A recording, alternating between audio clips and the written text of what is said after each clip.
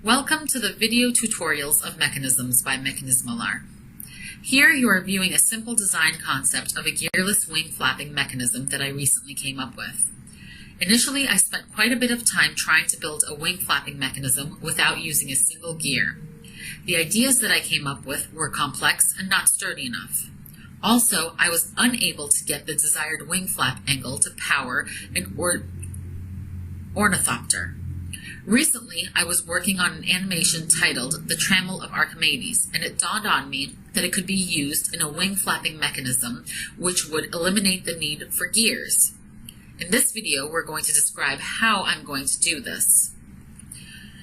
I am planning on continuing to work on this mechanism to further improve it, and I'm open to suggestions to make this design better.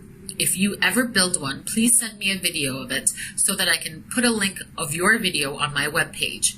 I would also appreciate it if you gave me credit in your video and put a link to this YouTube video. This mechanism consists of a trammel of Archimedes and a Scotch yoke mechanism to power the wings. The advantage of this design is that it does not require complex gear mechanisms. By tweaking the design, you can build a wing flapping mechanism with a wide range of wind-swept angles, from 0 to 180 degrees. And with a few add-on mechanisms, there are many solutions to advance the capabilities of this design. This mechanism here may seem very complex, since there are many parts that are overlapping in this 2D animation. To overcome this problem, I will remove the components from the front towards the back. This will allow you to understand which parts come first. Later, I will describe the purpose of the parts. Later, my friend Mr. Thang from Vietnam, whose animations are admired by hundreds of thousands of people, will create a 3D version of this animation. Once it is available, I will add a link to this animation in the description section of this video. Let's first remove the wings attached to the trammel of Archimedes from this mechanism.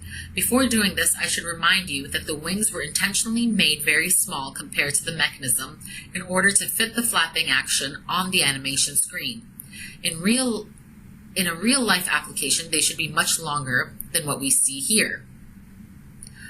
Unlike the trammel of Archimedes, which uses one horizontal and one perpendicular slider, my mechanism uses two horizontal sliders, shown here in yellow, and one perpendicular slider, shown here in red. As seen previously, the wings are connected to these sliders. Now let's turn off all of them individually. Next, we will remove the trammel of Archimedes. Here, the Scotch yoke slider is moving up and down. Also, notice that there are 4 screw holes on the slider which will be used to connect the perpendicular wing slider shown here in red. Now let's remove the slider too. What's left off is a part that looks like the trammel of Archimedes with one perpendicular groove in which a Scotch yoke slider is moving up and down. I will call this part the Scotch yoke body plate. Since the part we're going to describe is rotating inside the Scotch yoke body plate, we will turn it off after the Scotch yoke cam. Now what we see here is the Scotch yoke cam. The green circular tongue-like extension of this cam slides inside the Scotch yoke slider as described previously. The bottom part of this cam has a cylindrical shape which rotates inside the groove located on the Scotch yoke body plate. When we remove this cam, what we see is the Scotch yoke body plate.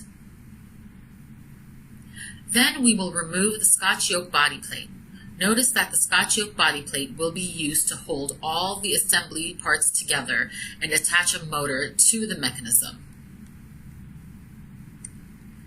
Finally, we will remove the motor from the animation.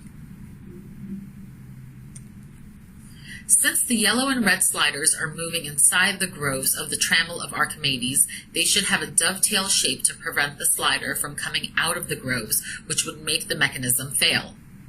This is shown in the figures seen here.